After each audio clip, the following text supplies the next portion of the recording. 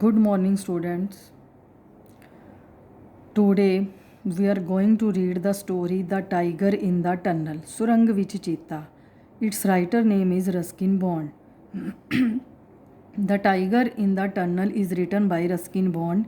He is a writer of short stories and novels in English. Ruskin bond ਅੰਗਰੇਜ਼ੀ ਦੀਆਂ ਛੋਟੀਆਂ ਕਹਾਣੀਆਂ ਅਤੇ novel ਦਾ ਲੇਖਕ ਹੋਇਆ ਹੈ। This is the story of a man facing bravely a tiger in a tunnel. ਇਹ story ਉਸ ਆਦਮੀ ਨਾਲ ਸੰਬੰਧ ਰੱਖਦੀ ਹੈ ਜਿਸ ਨੇ ਰੇਲਵੇ ਸੁਰੰਗ ਦੇ ਵਿੱਚ ਇੱਕ ਟਾਈਗਰ ਦਾ ਬੜੀ ਬਹਾਦਰੀ ਨਾਲ ਸਾਹਮਣਾ ਕੀਤਾ ਸੀ। He himself is killed by the animal in the encounter, ਅਤੇ ਭਾਵੇਂ ਉਹ ਇਸ ਮੁਕਾਬਲੇ ਦੇ ਵਿੱਚ ਮਾਰਿਆ ਵੀ ਗਿਆ ਸੀ। His son is filled with grief over his father's death. ਉਸ ਦਾ ਬੇਟਾ ਆਪਣੇ ਪਿਤਾ ਦੀ ਮੌਤ ਨਾਲ ਸਦਮੇ ਨਾਲ ਭਰ ਗਿਆ ਸੀ। But he does not allow grief to get on his nerves. ਪਰ ਉਸ ਨੇ ਇਸ ਦੁੱਖ ਨੂੰ ਆਪਣੇ ਉੱਪਰ ਹਾਵੀ ਨਹੀਂ ਹੋਣ ਦਿੱਤਾ। ਹੀ ਡਿਸਾਈਡਸ ਟੂ ਫੇਸ ਲਾਈਫ ਬਰੇਵਲੀ, ਅਤੇ ਉਸ ਨੇ ਜ਼ਿੰਦਗੀ ਨੂੰ ਬਹਾਦਰੀ ਦੇ ਨਾਲ ਜੀਣ ਦਾ ਫੈਸਲਾ ਕੀਤਾ। Baldeo is a watchman at a small station. Baldeo ਇੱਕ ਛੋਟੇ ਸਟੇਸ਼ਨ 'ਤੇ ਚੌਕੀਦਾਰ ਸੀ। It was backed by heavy ਜੰਗਲ।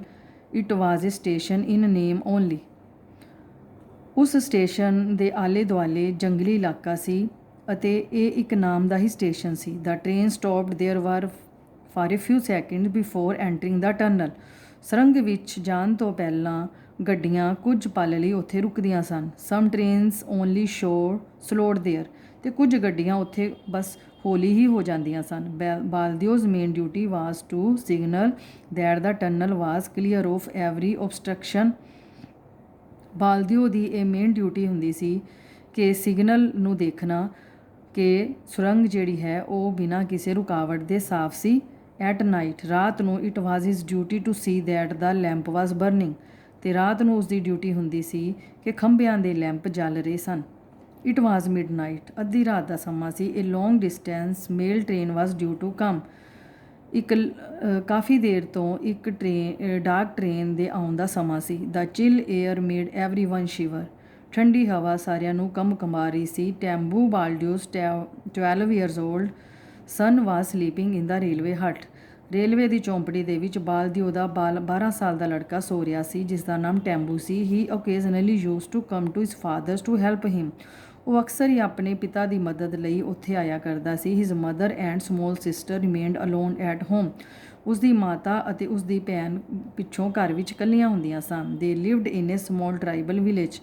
ਉਹ ਇੱਕ ਛੋਟੇ ਕਬੀਲੇ ਦੇ ਪਿੰਡ ਵਿੱਚ ਰਹਿੰਦਾ ਸੀ। 3 miles ਅਵੇ ਫਰੋਮ ਦਾ ਸਟੇਸ਼ਨ, ਜੋ ਕਿ ਸਟੇਸ਼ਨ ਤੋਂ 3 ਮੀਲ ਦੀ ਦੂਰੀ 'ਤੇ ਸੀ। They did not get much from their rice field. ਉਸ ਨੂੰ ਆਪਣੇ ਰਾਈਸ ਦੇ ਖੇਤਾਂ ਤੋਂ ਕੁਝ ਜ਼ਿਆਦਾ ਪ੍ਰਾਪਤ ਨਹੀਂ ਹੁੰਦਾ ਸੀ। Baldeo was lucky to have got the job of khalasi. Baldeo ਲਈ ਇਹ ਬੜੀ ਕਿਸਮਤ ਦੀ ਗੱਲ ਸੀ ਕਿ ਉਹ ਖਲਾਸੀ ਵਿੱਚ ਨੌਕਰੀ ਕਰਦਾ ਸੀ। Baldeo was on his way to check if the signal post was still alight. Baldeo ਇਹ ਚੈੱਕ ਕਰਨ ਜਾ ਰਿਹਾ ਸੀ ਕਿ ਸਿਗਨਲ ਪੋਸਟ ਬਿਲਕੁਲ ਸਾਫ਼ ਹੈ ਜਾਂ ਠੀਕ ਹੈ। ਹੀ ਵਾਕਡ ਕੌਨਫੀਡੈਂਟਲੀ। ਉਹ ਬੜੇ ਵਿਸ਼ਵਾਸ ਨਾਲ ਜਾ ਰਿਹਾ ਸੀ। ਬੀਇੰਗ ਏ ਟਰਾਈਬਲ ਹਿਮਸੈਲਫ, ਇੱਕ ਕਬੀਲੇ ਦਾ ਹੋਣ ਕਰਕੇ ਹੀ ਵਾਜ਼ ਯੂਜ਼ ਟੂ ਦਾ ਜੰਗਲ ਐਂਡ ਇਟਸ ਵੇਜ਼। ਉਹ ਜੰਗਲ ਅਤੇ ਉਸ ਦੇ ਖਤਰਿਆਂ ਤੋਂ ਜਾਣੂ ਸੀ। ਲਾਈਕ ਹਿਜ਼ ਫੋਰਫਾਦਰ ਹੀ ਕੈਰੀਡ ਏ ਸਮੋਲ ਐਕਸ। ਆਪਣੇ ਬਜ਼ੁਰਗਾਂ ਦੀ ਤਰ੍ਹਾਂ ਉਹ ਆਪਣੇ ਨਾਲ ਇੱਕ ਛੋਟੀ ਕੁਲਹਾੜੀ ਰੱਖਦਾ ਸੀ। He could easily and neatly cut a tree with axes 3 or 4 swift strokes. ਆਰਾਮ ਦੇ ਨਾਲ 3 ਜਾਂ 4 ਵਾਰਾਂ ਦੇ ਵਿੱਚ ਇਹ ਕੁਲਹਾੜੀ ਦਰਖਤ ਨੂੰ ਕੱਟ ਦਿੰਦੀ ਸੀ। ਹੀ ਪ੍ਰਾਈਡਡ ਹਿਮਸੈਲਫ। ਉਸ ਨੂੰ ਆਪਣੇ ਆਪ 'ਤੇ ਮਾਣ ਹੁੰਦਾ ਸੀ। ਇਨ ਹਿਸ ਸਕਿੱਲ, ਇਸ ਯੋਗਤਾ ਦੇ ਵਿੱਚ ਕਿ ਇਨ building it against wild animals, ਕਿ ਉਹ ਇਸ ਕੁਹਾੜੀ ਨੂੰ ਜੰਗਲੀ ਜਾਨਵਰਾਂ ਦੇ ਵਿਰੁੱਧ ਵਰਤ ਰਿਹਾ ਸੀ। ਵੰਸ, ਇੱਕ ਦਿਨ, he had killed A young bore with it. ਉਸਨੇ ਇਸ ਕੁਲਹਾੜੀ ਨਾਲ ਇੱਕ ਜਵਾਨ ਸੂਰ ਨੂੰ ਵੀ ਮਾਰਿਆ ਸੀ। Baldeo's axe was very special. Baldeo ਦੀ ਕੁਲਹਾੜੀ ਬੜੀ ਸਪੈਸ਼ਲ ਸੀ, ਖਾਸ ਸੀ। It had its head of pure steel.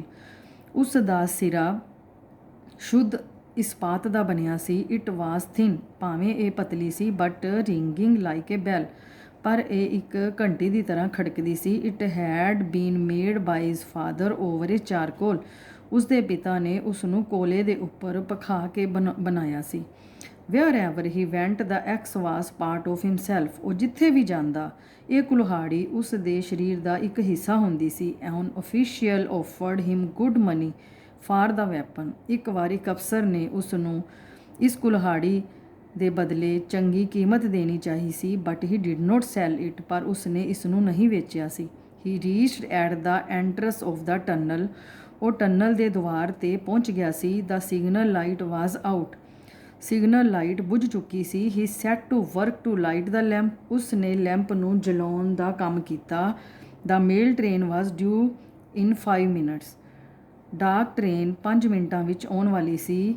Having done ਦਿਸ। ਇਸ ਕੰਮ ਕਰਨ ਤੋਂ ਬਾਅਦ he walked quickly down the tunnel. ਉਹ ਟਨਲ ਦੀ ਤਰਫ, ਸੁਰੰਗ ਦੀ ਤਰਫ ਤੁਰ ਪਿਆ। Swinging his lamp. ਆਪਣੀ ਲੈਂਪ ਨੂੰ ਹਿਲਾਉਂਦੇ ਹੋਏ। He return to the entrance and sat down to wait for the train. ਉਹ ਟਨਲ ਦੇ ਦੁਆਰ 'ਤੇ ਵਾਪਿਸ ਆ ਗਿਆ ਤੇ ਉੱਥੇ ਟ੍ਰੇਨ ਦਾ ਇੰਤਜ਼ਾਰ ਕਰਨ ਲੱਗਾ। ਸਡਨਲੀ ਅਚਾਨਕ he heard the grunting sound from the top of the cutting. ਉਸ ਨੇ ਸੁਰੰਗ ਦੇ ਉੱਪਰਲੇ ਪਾਸਿਓਂ ਕਿਸੇ ਦੇ ਗੁਰਰਾਉਣ ਦੀ ਆਵਾਜ਼ ਸੁਣੀ। ਓਨਲੀ ਅ ਟਾਈਗਰ ਕੁਡ ਅਮਿਟ ਸੱਚ ਏ ਰਾਉਂਡ। ਇਹ ਆਵਾਜ਼ ਕਿਸੇ ਚੀਤੇ ਦੀ ਹੋ ਸਕਦੀ ਸੀ। ਹੀ ਗ੍ਰੈਬਸਡ his X ਫਰਮਲੀ।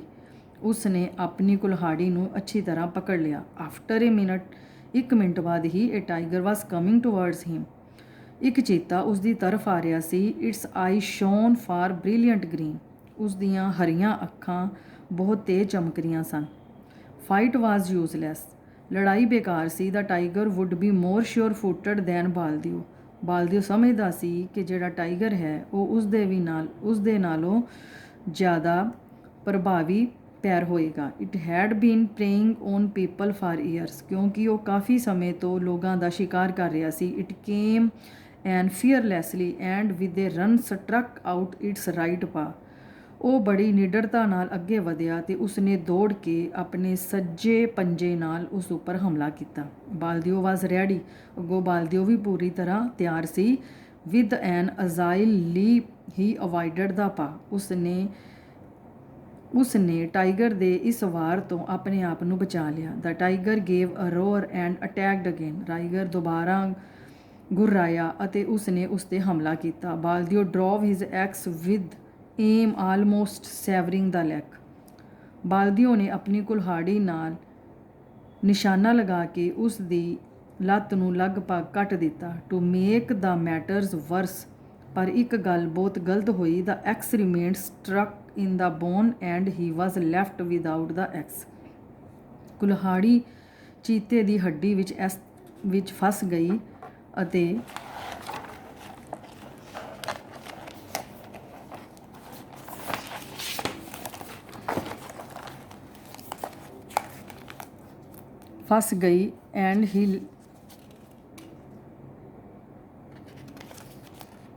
He was left without a weapon. ਅਤੇ ਉਹ ਹੁਣ ਆਪਣੀ ਕੁਲਹਾੜੀ ਦੇ ਬਿਨਾਂ ਨਿਹੱਥਾ ਹੋ ਗਿਆ। ਦਾ ਟਾਈਗਰ ਰੋਰਿੰਗ। ਚੀਤਾ ਅਜੇ ਵੀ ਗੁਰਰਾ ਰਿਹਾ ਸੀ। ਵਿਦ ਪੇਨ, ਦਰਦ ਦੇ ਨਾਲ। Sprang upon Baldeo bringing him down and tearing his body. ਉਸ ਨੇ ਫਿਰ ਛਲਾਂਗ ਲਗਾ ਕੇ ਬਾਲਦੀਓ ਦੇ ਉੱਪਰ ਚੜ੍ਹ ਗਿਆ ਅਤੇ ਉਸ ਦੇ ਸਰੀਰ ਨੂੰ ਪਾੜ ਦਿੱਤਾ। It was all over. ਹੁਣ ਸਭ ਕੁਝ ਖਤਮ ਹੋ ਚੁੱਕਾ ਸੀ। As the train reach near the tunnel. ਜਿਵੇਂ ਹੀ ਟ੍ਰੇਨ ਸੁਰੰਗ ਦੇ ਨੇੜੇ ਪਹੁੰਚੀ, the wounded tiger also entered into it. ਜ਼ਖਮੀ ਟਾਈਗਰ ਵੀ ਇਸ ਸੁਰੰਗ ਦੇ ਅੰਦਰ ਚਲਾ ਗਿਆ। He ran as fast as his wounded leg would carry him. ਉਹ ਐਨੀ ਤੇਜ਼ ਦੌੜਿਆ ਕਿ ਉਸ ਦੀ ਜ਼ਖਮੀ ਲੱਤ ਜਿੰਨੀ ਤੇਜ਼ ਉਸ ਨੂੰ ਦੌੜਾ ਕੇ ਲੈ ਜਾ ਸਕਦੀ ਸੀ। At the next station. ਅਗਲੇ ਸਟੇਸ਼ਨ 'ਤੇ the driver stop the train to water the engine. ਅਗਲੇ ਸਟੇਸ਼ਨ 'ਤੇ ਡਰਾਈਵਰ ਨੇ ਟ੍ਰੇਨ ਦੇ ਇੰਜਨ ਵਿੱਚ ਪਾਣੀ ਪਾਉਣ ਲਈ ਟ੍ਰੇਨ ਨੂੰ ਰੋਕਿਆ। He was surprise to see. ਉਸ ਨੂੰ ਇਹ ਦੇਖ ਕੇ ਹੈਰਾਨੀ ਹੋਈ ਕਿ just above the cow catcher lay the major portion of the tiger cut in half by the engine. ਕਿ ਚੀਤੇ ਦਾ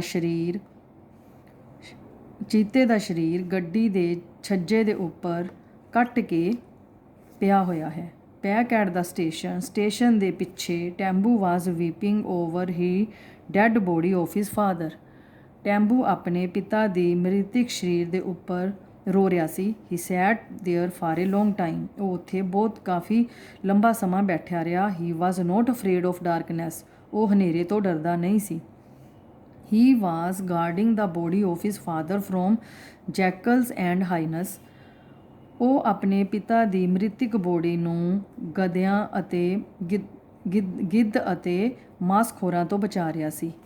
ਹੀ continued to sit there till morning, ਉਹ ਸਵੇਰ ਤੱਕ ਉੱਥੇ ਹੀ ਬੈਠਾ ਰਿਹਾ ਸੀ। For 2 full days Tembu, his mother and sister were plunged in grief, ਪੂਰੇ 2 ਦਿਨ ਟੈਂਬੂ, ਉਸਦੀ ਮਾਤਾ ਤੇ ਉਸਦੀ ਭੈਣ ਇਸ ਸਦਮੇ ਦੇ ਵਿੱਚ ਰਹੇ। Life had gone to gone, ਜ਼ਿੰਦਗੀ ਤਾਂ ਚਲਦੀ ਰਹਿੰਦੀ ਹੈ। A living had to be made, ਤੇ ਕਮਾਉਣ ਲਈ ਕੰਮ ਕਰਨਾ ਪੈਂਦਾ ਹੈ। ਆਲ ਦਾ ਰਿਸਪੋਂਸੀਬਿਲਿਟੀ ਨਾਓ ਫੈਲ ਔਨ ਟੈਂਬੂ, ਹੁਣ ਸਾਰੀਆਂ ਜ਼ਿੰਮੇਵਾਰੀਆਂ ਟੈਂਬੂ ਉੱਪਰ ਪੈ ਗਈਆਂ ਸਨ। ਆਫਟਰ 3 nights, 3 ਦਿਨਾਂ ਤੋਂ ਬਾਅਦ he was at the entrance of the tunnel to light the signal lamp, ਉਹ ਸੁਰੰਗ ਦੇ ਦੁਆਰ 'ਤੇ ਸਿਗਨਲ ਲੈਂਪ ਜਲਾ ਰਿਹਾ ਸੀ। ਟੈਂਬੂ ਵਾਜ਼ ਸਿਟਿੰਗ ਇਨ ਦਾ ਡਾਰਕਨੈਸ, ਟੈਂਬੂ ਹਨੇਰੇ 'ਚ ਬੈਠਾ ਸੀ। He was waiting for the train to pass safely, ਅਤੇ ਉਹ ਟ੍ਰੇਨ ਦੇ ਸੁਰੱਖਿਅਤ ਲੰਘ ਜਾਣ ਦੀ ਇੰਤਜ਼ਾਰ ਕਰ ਰਿਹਾ ਸੀ। There was nothing to be afraid of,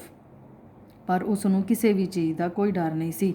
his father killed the tiger, ਉਸਦੇ ਪਿਤਾ ਜੀ ਨੇ ਚੀਤੇ ਨੂੰ ਮਾਰਿਆ ਸੀ। He had his father's axe with him, ਉਸਦੇ ਪਿਤਾ ਦੀ ਕੁਲਹਾੜੀ ਉਸਦੇ ਕੋਲ ਸੀ। He knew how to use it, ਉਹ ਜਾਣਦਾ ਸੀ ਕਿ ਇਸ ਨੂੰ ਕਿਵੇਂ ਚਲਾਉਣਾ ਹੈ।